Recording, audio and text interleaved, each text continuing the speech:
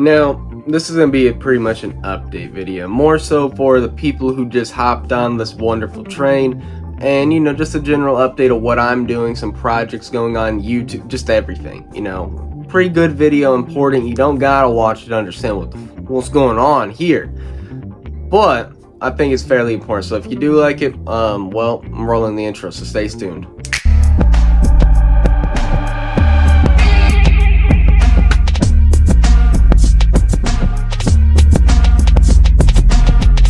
So, imports. I think this is going to be a fun one to get out the way. So, you're probably wondering, what did I import? Well, me and a buddy at Semi-Aquatic Exotics, well, we've been doing a lot of business together. We've been doing this for a minute. And, well, we like firebelly toads. Now, if you're aware, if you've been paying attention to them, they have a couple color mutations and a couple line bred projects down here in America.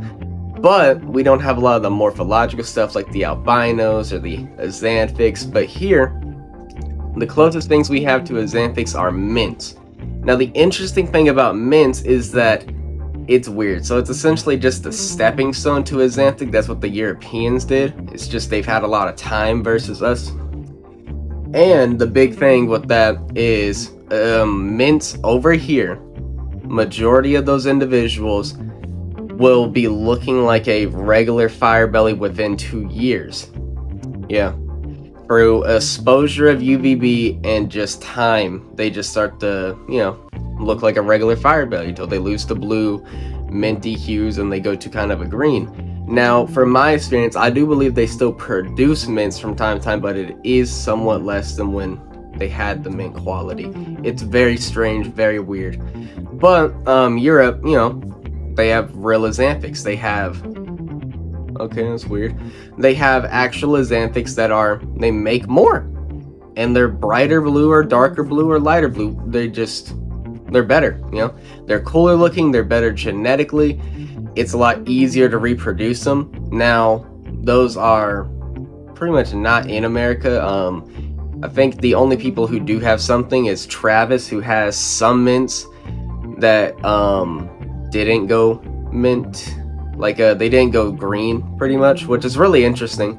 And then Sandfire Ranch, who also imported them from the Czech Republic, but that's pretty much it. You don't see them around, and when they are around, you'll see them sold for a xanthic for an insane price tag.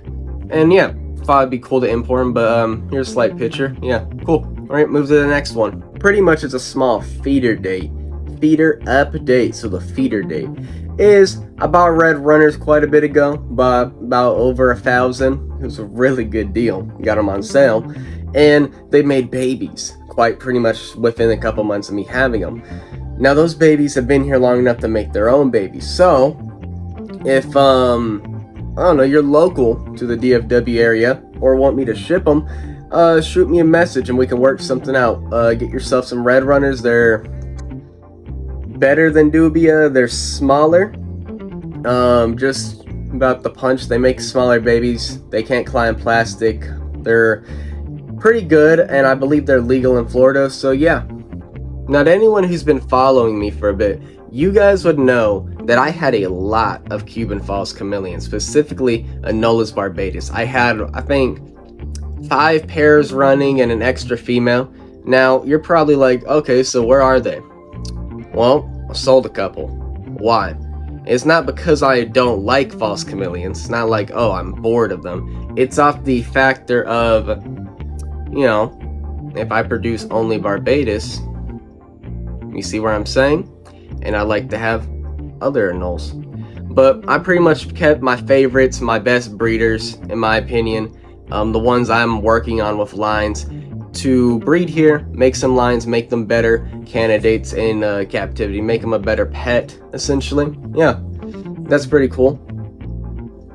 Ain't he awesome? We all love Goliath. Any of the new people that were here, y'all got to actually get to meet him, hold him, pet him at the expo. Got to actually see a real nice, healthy Cuban false chameleon in person. Yeah. All right, buddy, let's go back to your cage. What do I mean by the lines? Well, in my opinion, if you look at things like Europlatus, you're seeing a lot of people trying to breed for high reds, high greens, high blacks, high, I don't know, white. They're just trying to breed for stuff, even though they are a stick or leaf mimicry animal. Now, I don't know why it's not being done with false chameleons, you know, but someone ain't doing it, so it sounds like I need to do it. Now, with me, I want to personally go with the reducing a pattern, kind of make it more smooth, if that makes more sense. Essentially, my girl Patty is what I'm aiming for. I want to make more of those. And here's Goliath, for example. So yeah, you can see the difference, you know what I'm saying? I'm gonna be doing some anole imports. More specifically, my goal is to get some roquettes in because, well, roquettes, people love them. I personally love them. I like small-bodied things, as you can see what I've been collecting mainly of late. And I just want some smaller body breeders just to produce some cool stuff, have some cool, weird, funky anoles, and, you know, make some more. Yeah, thought it'd be cool. So I'm importing those. There ain't much of a time frame within, really it ain't known. I'm trying to also import something that is a little rare to get. So yeah, you know, I ain't gonna say much there. I know it's an update video, but I can't let every secret come out. But yeah, I'm pretty much gonna be building it around that animal. And those aren't really common in general or in America. So yeah, that's gonna be fun. Yeah.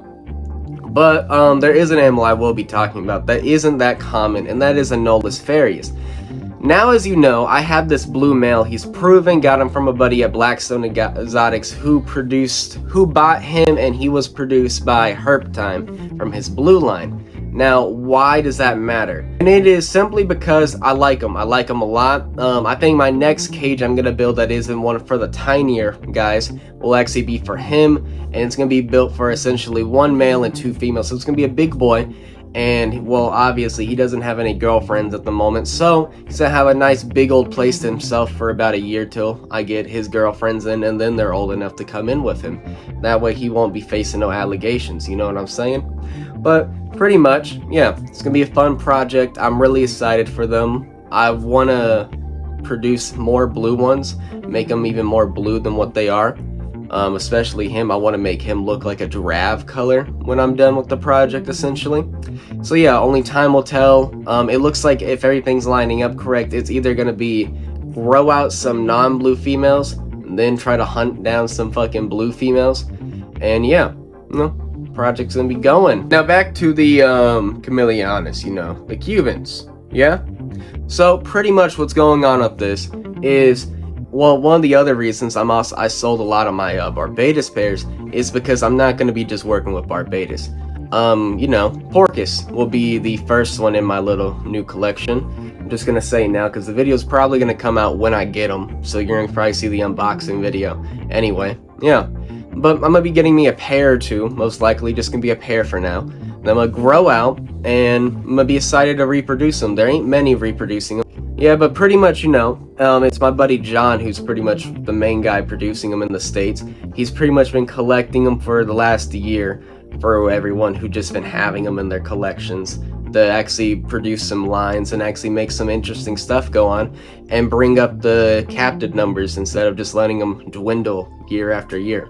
So, you know, first stepping stones from turning a group of less, I think 10-ish individuals, I'm gonna have it down here, to, you know, make them everywhere. Let's make them big, popular, y'all. Who's excited? I am. Woo! Yeah, but that's not just the only one I'm gonna be getting. Now, as you know, we have Gramai, if I said that right. The word's right there. If you know how to pronounce it, shoot me a voice message. I would like to actually know the pronunciation.